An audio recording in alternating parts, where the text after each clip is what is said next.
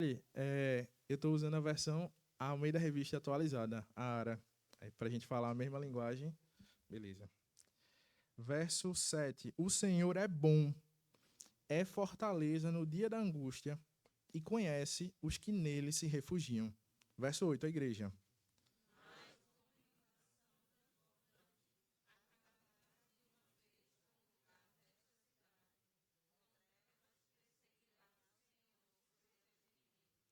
Que pensais vós contra o Senhor?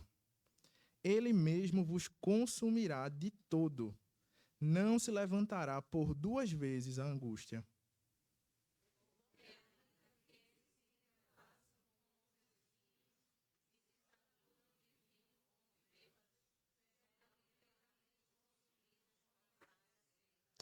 De ti, Nínive, saiu um que maquina o mal contra o Senhor, um conselheiro vil. Verso 12.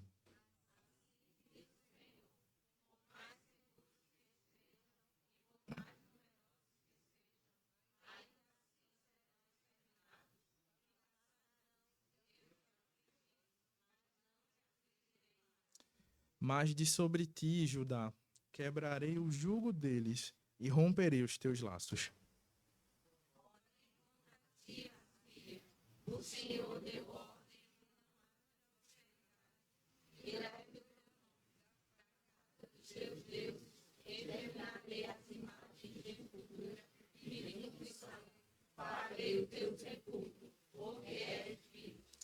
Eis sobre os montes os pés do que anuncia boas novas, do que anuncia a paz.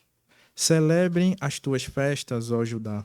Cumpre os teus votos, porque o homem vil já não passará por ti. Ele é inteiramente exterminado. E o atributo que a gente vai falar hoje, meus irmãos, meditar nessa manhã, é o atributo da ira de Deus. E é por isso que no início dessa fala eu conversei com vocês e a gente introduziu a ideia de que o tema que a gente vai trabalhar na pregação de hoje é um tema por vezes difícil e é um tema por vezes esquecido pela igreja. Em meio a tantos atributos maravilhosos do Senhor, em sua soberania, em sua onipresença, em sua onisciência, em sua bondade, a graça que emana de Deus, a gente viu tantos atributos preciosos do Senhor, aqueles comunicáveis, aqueles não comunicáveis de Deus, e parece que no meio de tanta coisa boa e de tanta coisa para cima, que deixa a gente empolgado, que deixa a gente com o coração animado, o Senhor é maravilhoso, a gente se depara com um texto, como o que a gente acabou de ler, que fala de um Deus irado. E talvez parte do que faz a gente ignorar intencionalmente esse atributo de Deus é porque a gente acha que a ira de Deus é semelhante à nossa ira. A gente acha que aquilo que eu chamo e que eu vivo e que eu exerço enquanto pessoa que se ira é a mesma coisa que Deus faz.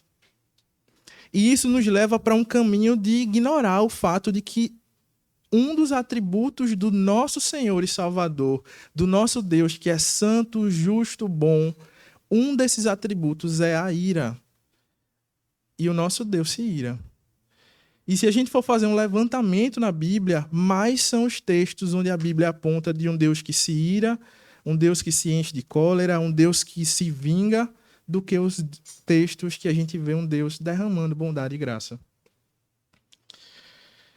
E talvez isso seja uma realidade porque a gente enxerga um Deus irado como, e a ira na pessoa de quem Deus é, como algo que pode, de alguma maneira, macular a imagem divina que a gente tem de Deus.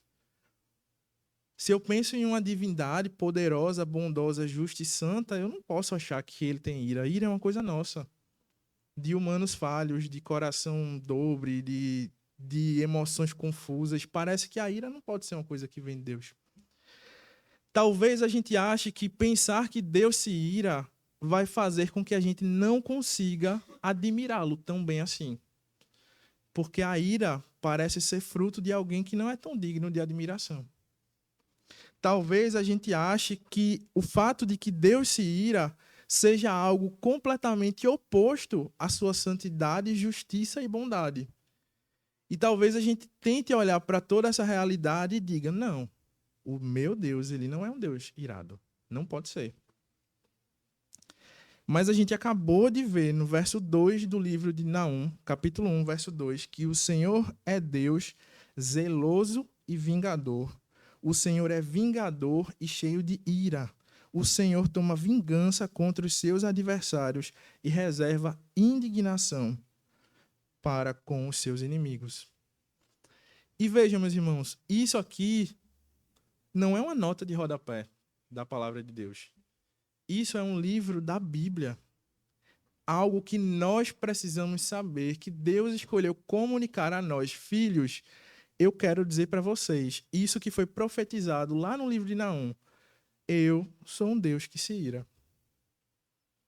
E a gente não pode ignorar, selecionar e peneirar da palavra aquilo que a gente acha que é melhor para o nosso coração. Porque no nosso Deus, ele não nos ocultou a realidade da sua ira. Ela está disponível em vários textos e a gente vai ler um pouco desses textos ao longo do dia de hoje, da manhã de hoje, para ver essa realidade. E eu quero começar com um texto que está lá em Deuteronômio, capítulo 32. Livro de Deuteronômio, capítulo 32, o verso 39 ao 41.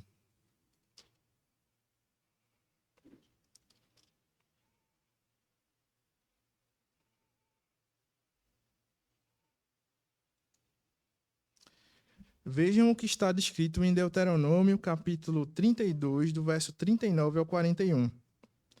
Vede agora que eu sou, eu somente, e mais nenhum Deus além de mim.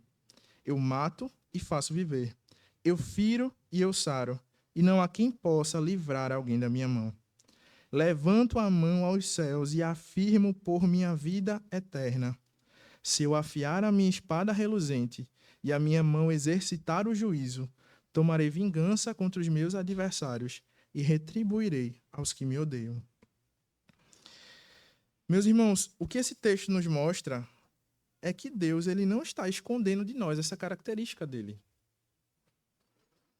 E, na verdade, se a gente observar bem esses dois textos, a ira de Deus não é descontrolada como a nossa ira é. Ela tem um fim, ela tem ela é derramada em um lugar. O nosso Deus santo, bondoso, ele odeia o pecado. E é sobre esse pecado que essa ira é abundantemente derramada. E é sobre também o pecador. Isso que a gente chama de ira é um reflexo a uma natureza de Deus que diz que não é possível ser indiferente ao pecado. O nosso Deus é santo. Ele não é indiferente ao pecado. A A.W. Pink, no seu livro Atributos de Deus, ele diz: como poderia aquele que só tem prazer no que é puro e nobre deixar de detestar e de odiar o que é impuro e vil? Como é possível?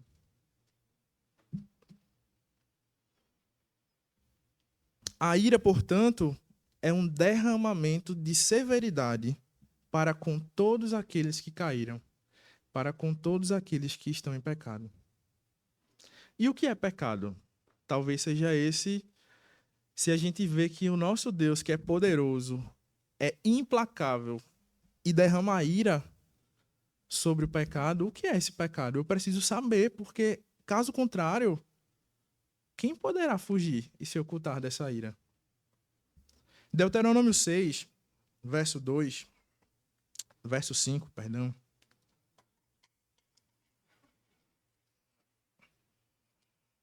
Deuteronômio capítulo 6, verso 5. A Bíblia nos diz uma ordem do Senhor. Amarás, pois, o Senhor teu Deus de todo o teu coração, de toda a tua alma e de toda a tua força. Se a gente for ser sintético, meus irmãos, porque a fala sobre o pecado ela é longa e ela tem tantos pormenores na nossa vida e no nosso coração, mas pecado talvez seja essa condição daqueles que não amam plenamente ao Senhor de todo o seu coração, de toda a sua alma e de toda a sua força. daqueles que se rebelaram contra essas verdades e escolheram deuses diferentes, que derramaram a sua adoração a outros que não o Deus verdadeiro. Os corações, as almas e as forças direcionadas a um fim distinto do Deus verdadeiro.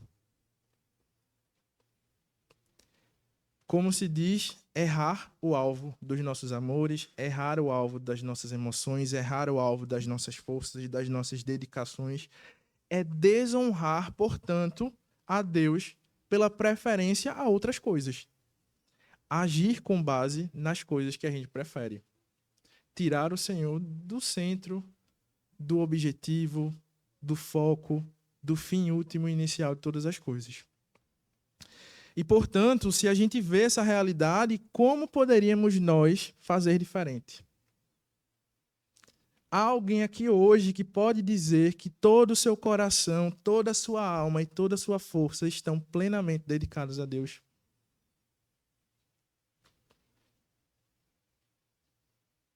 A começar da minha vida, poderia eu dizer que o meu coração, o meu entendimento, as minhas forças estão integralmente amando, desejando, preferindo ao Senhor?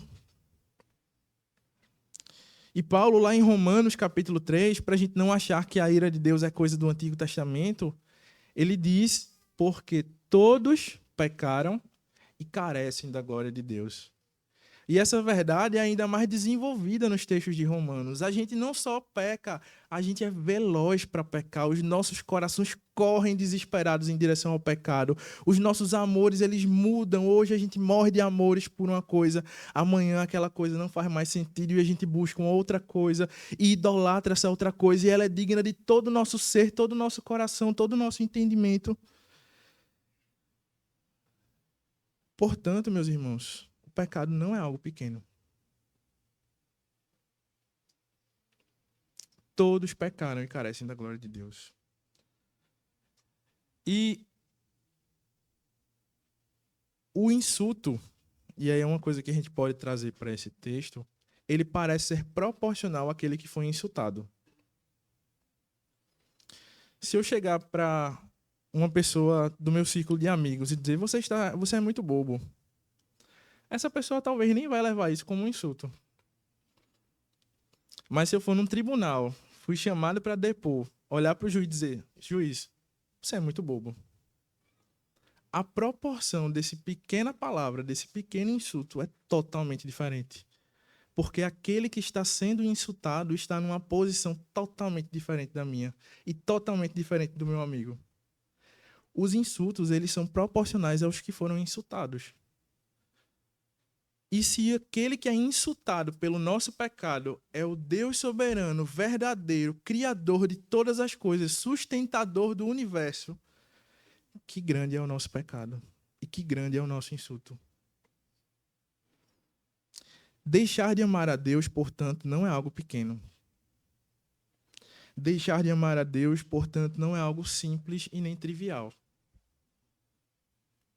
É algo grandioso, ofensivo à natureza de Deus. Porque esse Deus, criador de todas as coisas, ele é santo. E ele se aparta de todo mal.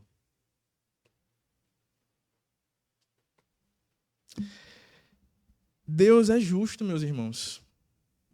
Esses crimes e delitos que nós falamos aqui, eles não poderiam ser colocados debaixo do tapete. Como poderia um Deus que é justo pegar essas ofensas grandiosas e simplesmente dizer, tá tudo bem? Que justiça é essa? A reação de Deus para com todos esses pecados, e todos esses insultos e todas essas afrontas à natureza de quem Deus é, partindo de seres criados pequenos como nós, é a ira. Implacável ira. Quem poderá resistir a essa ira?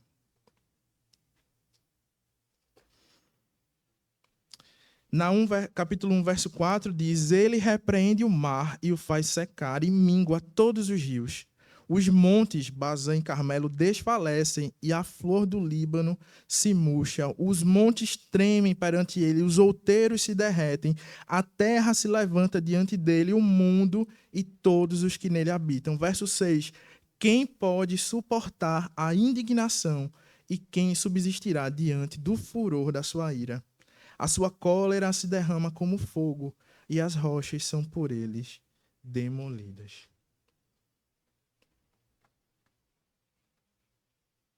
Portanto, em todo pecado e sobre todo pecado paira uma santa maldição de destruição, de morte, de julgamento. Portanto, não somos tão coitadinhos assim. A ira de Deus não é injusta. Gálatas capítulo 3, verso 10.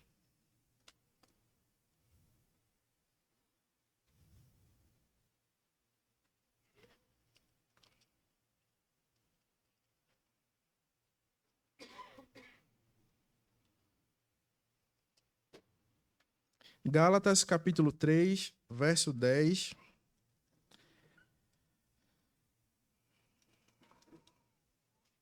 A palavra de Deus diz: todos quantos, pois, são das obras da lei, estão debaixo de maldição. Porque está escrito: maldito todo aquele que não permanece em todas as coisas escritas no livro da lei, para praticá-las. Deuteronômio 6, que foi lido há pouco, é o resumo da lei, meus irmãos. Amem ao Senhor de todo o coração, de todo o entendimento, de toda a força. Aqueles que não conseguem cumprir com isso estão debaixo de uma maldição do Senhor. Maldição da ira de Deus.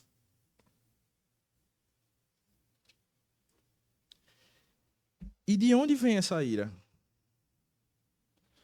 Quando a gente pensa na ira do Senhor, a gente pensa de maneira tão carnal. A gente acha que a ira do Senhor é como a nossa ira, as nossas birras, os nossos maus humores, as nossas variações de amores.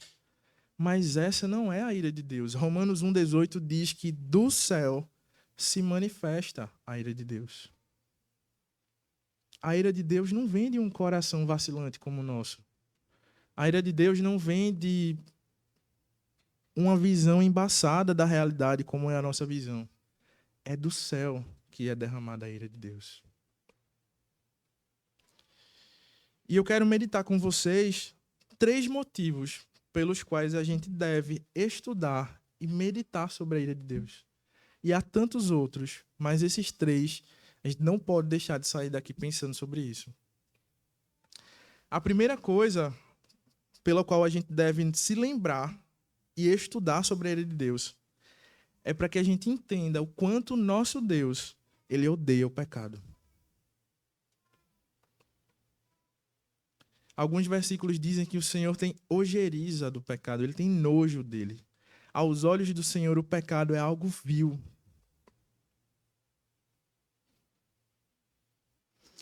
Paul Washer, certa vez, disse: às vezes a gente pensa que o inferno é o lugar onde Deus não está. E é muito comum a gente ouvir esse tipo de afirmação. O céu é o céu porque Deus está lá, o inferno é o inferno porque Deus não está lá. Mas o inferno, meus irmãos, é o lugar onde a ira de Deus está sendo derramada. Esse é o inferno.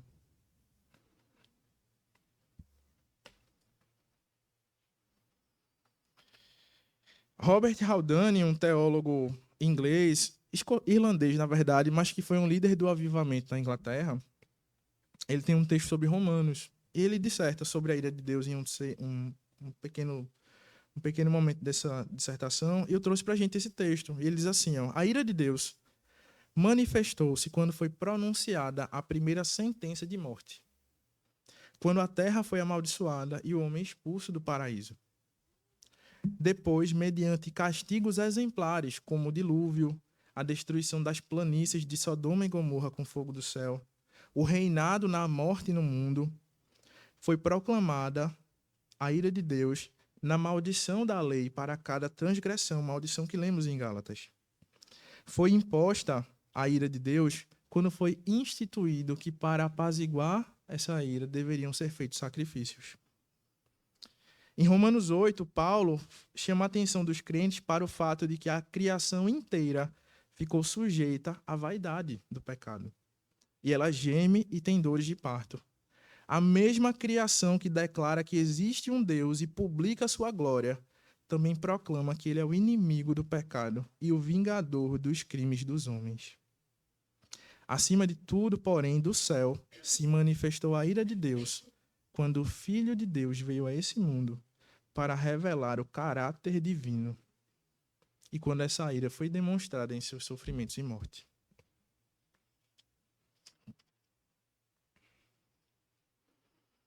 Precisamos, portanto, fugir da superficialidade de rejeitar a ideia da ira de Deus.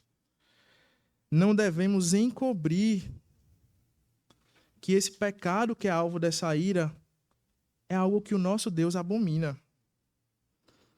Pobreza, fome, doenças, guerras, crimes, mudanças climáticas, vícios, falta de moradia, de conhecimento, tráfico, tantas coisas ruins e pesadas, dolorosas, sofrimentos grandiosos, certamente pesados demais para qualquer um de nós. Mas todos eles passageiros de alguma maneira. Se a gente for olhar para essa terra e para o fim da nossa vida, temos dias contados aqui. A ira derramada por Deus não é assim passageira, meus irmãos. A ira de Deus é eterna. Terrível. 2 Tessalonicenses 1, versos 7 ao 9. E a vós outros que sois atribulados, alívio juntamente conosco, quando do céu se manifestar o Senhor Jesus com os seus anjos do seu poder, em chama de fogo, tomando vingança contra os que não conhecem a Deus e contra os que não obedecem ao evangelho de nosso Senhor Jesus. Estes sofrerão penalidade de eterna destruição, banidos da face do Senhor e da glória do seu poder. Eu não sei vocês, mas eu tenho muita dificuldade de ler sobre isso. E me parece muito.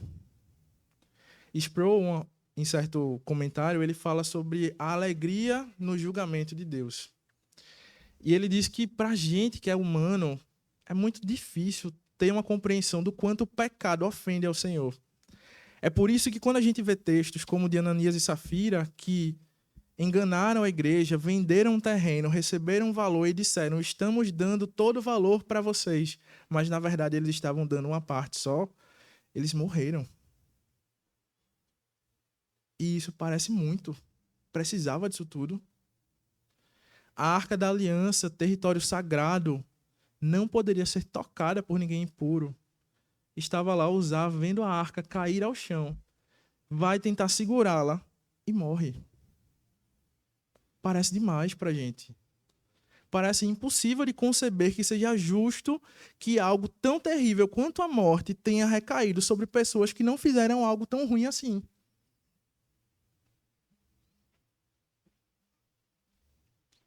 Porque quando a santidade do Senhor ela é deturpada, isso não nos ofende.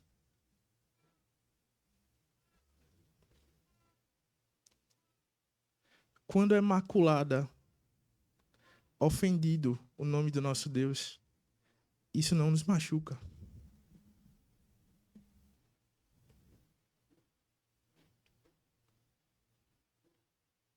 A começar de mim. A santidade de Deus não é algo que a gente está disposto a defender. A ideia dessa santidade maculada não nos ofende.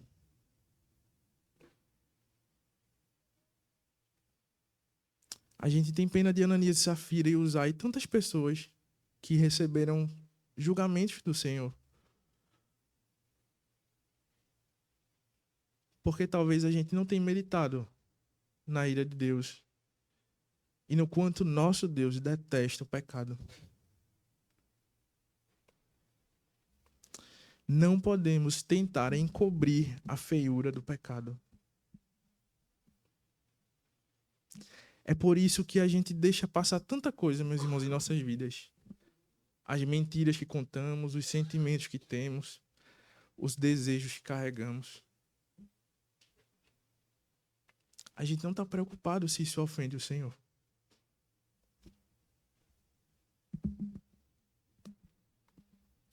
Romanos 3, do 5 ao 6. Mas se a nossa injustiça traz à lume a justiça de Deus, que diremos? Porventura será Deus injusto por aplicar a sua ira? Verso 6. Certo que não. Do contrário, como julgará Deus o mundo?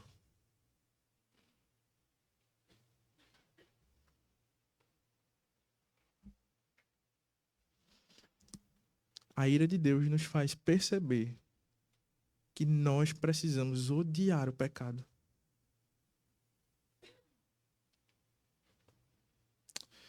No Salmo 139, Davi fala de tantos atributos do Senhor. De como Deus é onipresente, onisciente, de como Ele conhece as palavras da nossa boca, a ação do nosso coração, nos guarda do mal. E em determinado momento do capítulo 139 de Salmos, ou do capítulo não, do Salmo de número 139, Davi simplesmente para tudo e diz: Senhor, como são péssimos as pessoas que te odeiam. Como são horríveis as pessoas que tramam contra ti. Como eles podem fazer isso contigo? E ele começa a se encher de uma ira, meus irmãos, uma ira que a gente pode julgar como uma ira santa. A vontade de fazer com que seja percebido que o nosso Deus não é um qualquer. Que a santidade de Deus não é qualquer coisa.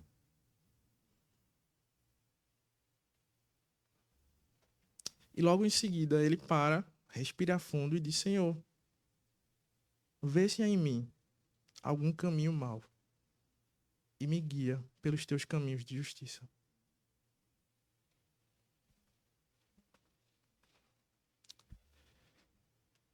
O propósito principal desse tópico, meus irmãos, não é a gente tentar tirar a trave do olho dos nossos irmãos. O objetivo da gente meditar sobre isso nessa manhã é a gente olhar para o nosso coração.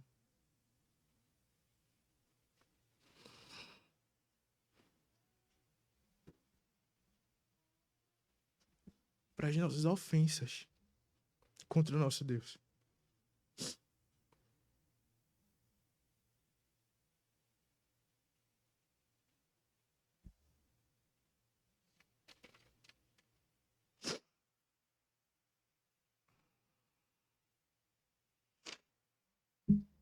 Porque o nosso Deus, que é bom, ele tem aplacado a sua ira.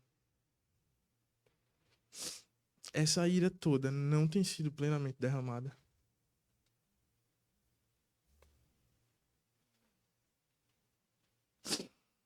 William Gurdon, em 1660, disse que o maior milagre do mundo é a paciência e generosidade de Deus para com o mundo ingrato. Se um príncipe tem inimigos metidos em uma de suas cidades e não lhe envia provisão, mas mantém sitiado o local e faz o que pode para vencê-los pela fome.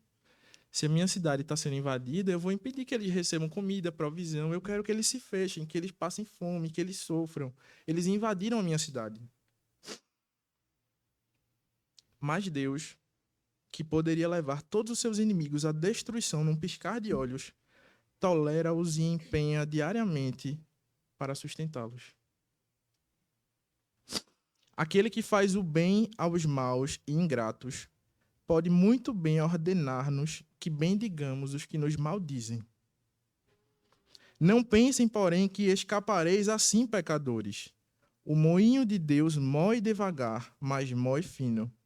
Quanto mais admirável é agora a sua paciência e generosidade, mais terrível e insuportável será a sua fúria, resultante dos abusos feitos à sua bondade.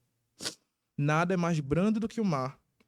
Contudo, quando se agita e forma temporais, nada se enfurece mais. Nada é tão suave quanto a paciência e bondade de Deus, e nada é tão terrível como a sua ira quando se inflama. Que o Senhor nos ajude a odiar esse pecado. Que o Senhor nos ajude a não nos conformar em dizer que somos pecadores. A gente vive, meus irmãos, enquanto pessoas que foram salvas pela graça de Jesus, naquela dualidade do já e do ainda não. Eu já vivo um reino que foi encaminhado, eu já estou caminhando com Deus, mas o meu coração ainda é cheio de máculas, é cheio de tropeços, é cheio de problemas. Não nos conformemos em usar isso como justificativa para manter os nossos pecados de estimação. Cada coisa que você identificar, que o Espírito Santo lhe mostrar que ofende ao Senhor, leve, clame na presença do Senhor e diga: Senhor, eu não aceito.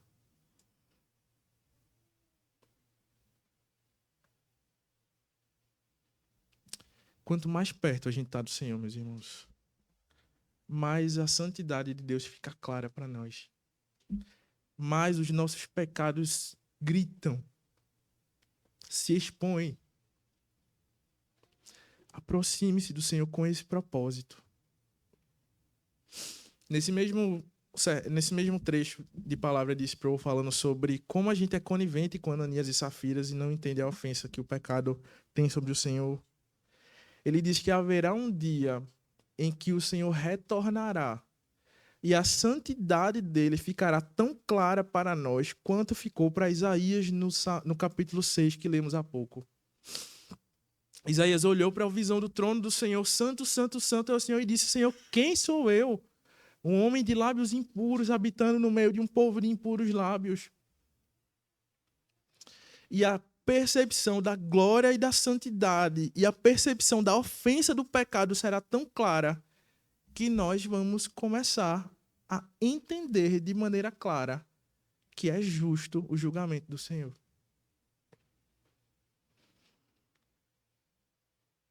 Estudar sobre a ira de Deus, meus irmãos, portanto, o segundo tópico dessa pregação, primeiro, é nos lembrar o quanto o Senhor odeia o pecado.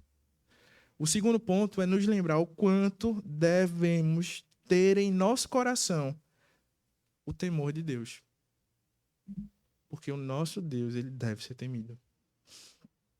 E é muito comum a gente falar de temor do Senhor com a perspectiva de que eu preciso então ter medo de Deus, porque ele é irado. Olha que textos fortes. Eu devo ter medo dele.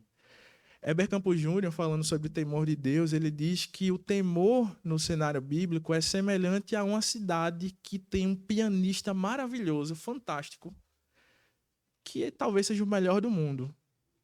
Ele toca uma mão só, toca partituras que as pessoas demorariam anos, precisariam de muito tempo. Ele é muito hábil, ele é muito perfeito, ele é muito elevado. Esse pianista é incrível. E você foi selecionado para ser o aluno desse pianista. O que enche o coração dessa pessoa nesse momento?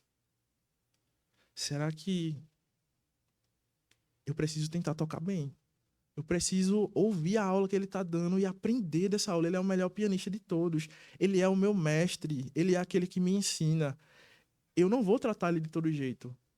Temor, portanto, é a percepção de que aquele que está à sua frente é infinitamente maior. E, portanto, eu não sou maior do que aquele que está à minha frente. Hebreus 12, 28 ao 29, fala de um Deus que é fogo consumidor. Hebreus 12, do 28 ao 29.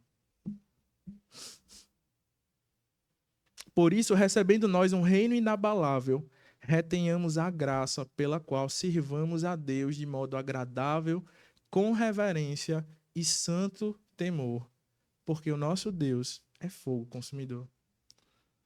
Lembrar que o nosso Deus se ira contra o pecado, meus irmãos, deve nos fazer entrar em sua presença com temor.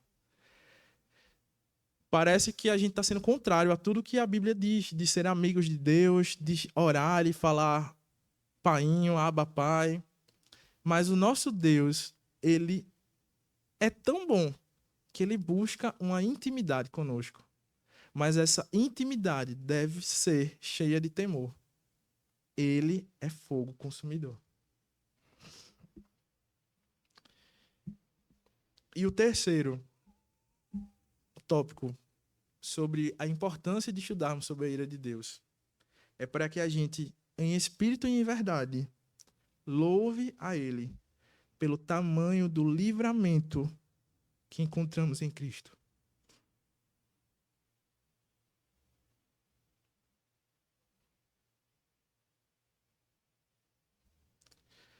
João diz: nisso consiste o amor, não em que nós tenhamos amado a Deus, mas que Ele nos amou e enviou seu Filho como propiciação pelos nossos pecados.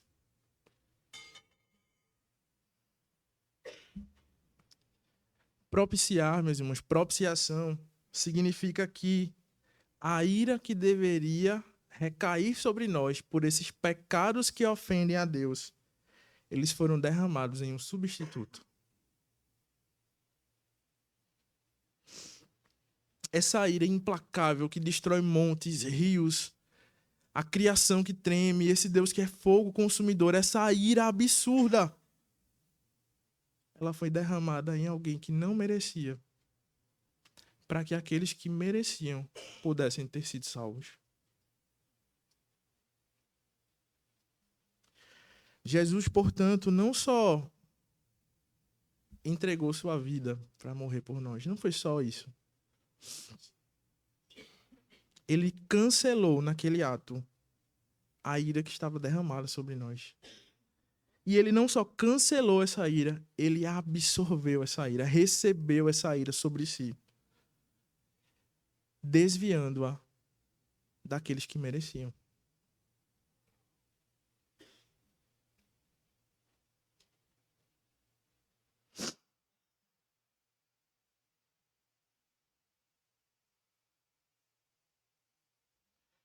Acima de tudo, porém, do céu se manifestou a ira de Deus, quando o Filho de Deus veio a este mundo para revelar o caráter divino, e quando essa ira foi demonstrada nos seus sofrimentos e morte.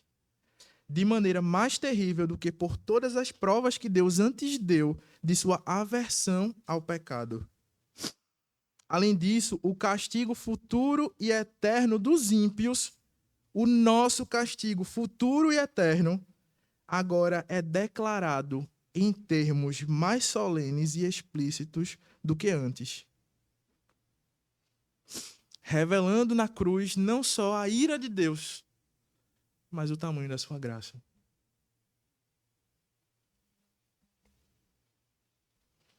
Em Cristo, essa ira é desviada de nós. E o que fizemos para merecer isso? O que havia em nós para que o Senhor pudesse decidir enviar a Cristo, o Verbo que estava na criação, antes da criação, o Deus encarnado viesse a esse mundo para se colocar como propiciação, recebendo essa ira. Havia algo que pudéssemos fazer? Trocar?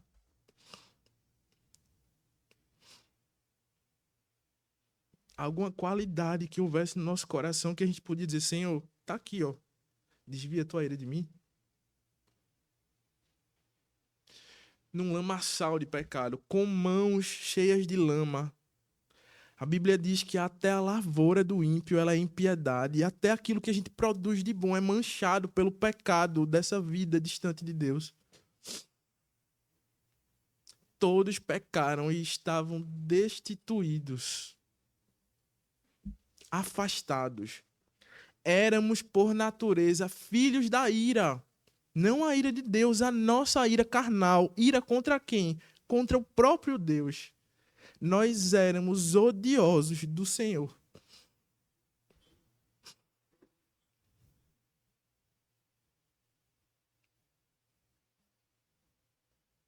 Não merecedores.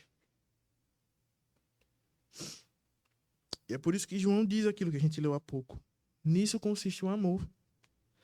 Não em que nós tenhamos amado a Deus, mas que Ele nos amou e enviou seu Filho como propiciação pelos nossos pecados. Ele nos amou, meus irmãos. Graça, imerecida graça. Estudar sobre a ira de Deus nos faz perceber um pouco mais do tamanho do livramento que recebemos, do tamanho da salvação que recebemos através de Cristo. Salvação de quê? Da ira de Deus. Que a gente nunca esqueça dessa ira santa que odeia o pecado, desse Deus que é fogo consumidor, que deve ser temido, e da incrível salvação que recebemos, nos afastando dessa ira. Se você ainda não reconheceu em Cristo esse único e verdadeiro caminho de salvação, se você ainda não olhou para esse tamanho sacrifício e disse, Senhor, eu posso procurar em todos os lugares dessa terra, tentar saciar o meu coração em qualquer coisa, usar o meu coração, o meu entendimento, a minha força para amar todas as coisas que essa terra puder oferecer. Mas se eu não tenho a ti, se eu não te amo, se o meu coração, o meu entendimento, as minhas forças não estiverem depositadas em ti, a única coisa que eu tenho é a expectativa de que um dia essa ira será plenamente derramada sobre a minha vida. E é nesse pano de fundo escuro que Paul Washer diz que brilham as estrelas da graça. É olhando para essa realidade de desesperança que brilha o Salvador, aquele que entregou o seu corpo e a sua vida, aquele que nos chamou de amigos, aquele que disse, eu não vou vos deixar sós.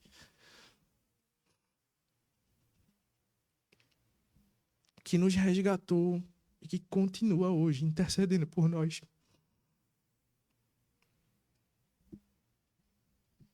Que sejamos lembrados dessas verdades no dia de hoje. E que o Senhor opere em nosso coração salvação, graça, louvor.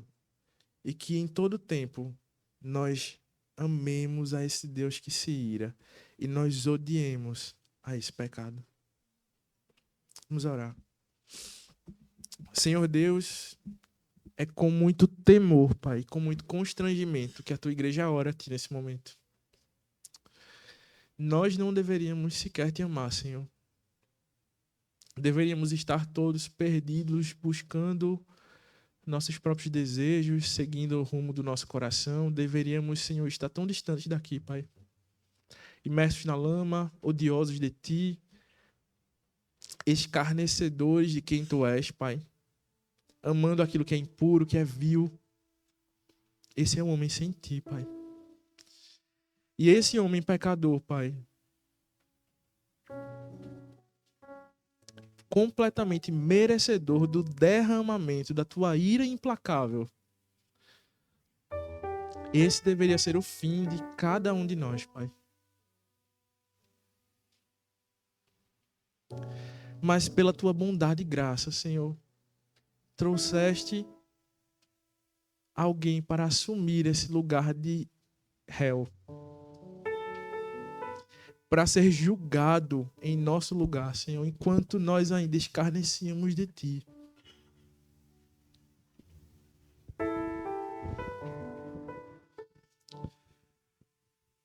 Não somos dignos, Senhor, de Cristo, e hoje percebemos ainda mais isso. Mas nós queremos louvar a ti, Pai, por esse amor. Nós queremos louvar a ti, Senhor, por esse sacrifício santo. Nós queremos te louvar, Senhor, porque em todo tempo, Senhor, a tua mão de bondade, de misericórdia tem sido mantida sobre as nossas vidas, mesmo quando éramos inimigos teus. Ainda hoje, tu és um Deus tardio em se irar, Senhor. E sendo justo, Senhor, tu poderias derramar de uma vez essa ira sobre nós. Mas tu és um Deus que tarda em se irar, Senhor, bondoso, compassivo. Louvamos a ti na beleza, Pai, da tua santidade, dos teus tantos atributos, Pai. E pedimos, Senhor, que tu visites hoje o nosso coração, Senhor. Olha para dentro de nós e nos dá a consciência, Senhor, das coisas em que precisamos mudar, Senhor. Daquilo que precisa ser trabalhado dentro de nós, Senhor. Não queremos ofender a Ti, Pai, com as nossas vidas, com as nossas condutas. E é por isso que todo domingo nós nos ajoelhamos em Tua presença, pedindo misericórdia e graça, Senhor. Nós cremos que não é nos nossos merecimentos que encontramos perdão, Senhor, mas é nos merecimentos de Cristo, Cordeiro, que foi entregue por nós, Senhor. É nesse sangue santo derramado, Pai, que encontramos transformação, perdão, novidade de vida, Senhor. É nessas forças, Senhor, que nós nos apoiamos, nas forças que vêm de Ti, na verdade que vem de Ti, Senhor, na bondade que vem de Ti, Pai. Não nos deixa esquecer da Tua ira, Senhor, perdidos em nossa mente pequena, Senhor, mas derrama sobre nós mais do Teu conhecimento, Senhor, para que a gente ame aquilo que Tu amas, Senhor, para que a gente abomine aquilo que Tu abomine, Senhor. Não apontando o dedo ao nosso irmão somente, não querendo tirar a trave das pessoas que estão ao nosso redor, mas para que o Teu conhecimento transforme a nossa vida, retire as traves dos nossos olhos, Senhor, porque ainda não chegamos lá, Senhor. Porque ainda temos tanto em nosso coração que precisa ser mudado, transformado. Ainda temos tanto em nós que ofende a Ti, Senhor. Mas ao mesmo tempo, Cristo, vivo e ressurreto, sentado, Pai, ao Teu lado, advoga diariamente por nós. Louvado seja o Teu nome, Pai, para todo sempre, em nossas vidas, Senhor. Abençoa a nossa igreja com essa percepção, Senhor, e nos dá o desejo, Senhor, de fazer com que o Teu nome seja conhecido pelas pessoas, Senhor. De fazer o que estiver ao nosso alcance para proclamar da salvação que é em Ti, Senhor. Para que esse amor seja derramado através da palavra pregada, Senhor. Nós vimos no texto de Naum quão bem-aventurados os pés dos que anunciam as boas novas, Senhor. E que seja anunciado que para aqueles que não tinham esperança e que seriam completamente soterrados por tamanha ira, Senhor, há em Cristo esperança e vida diferente, Senhor, e vida nova, e vida transformada, e coração transformado. Caminho, verdade e vida em Cristo, Senhor. Usa a Tua igreja, Pai, para esse fim, para glorificar o Teu nome através da propagação da Tua mensagem, da pregação da Tua palavra em tempo e fora de tempo, Senhor. Porque não tardará, Pai, e chegará o dia, Deus, em que Tu retornarás em glória, Senhor. Em que o Cordeiro virá como um leão, trazendo justiça em suas asas, Senhor. Julgando o mundo com verdade e com justiça, Senhor. Ajuda-nos a ser instrumentos Teus para acelerar essa vinda, Pai. Pregando o Teu nome, a Tua salvação a todos. Em nome de Jesus. Amém. Amém.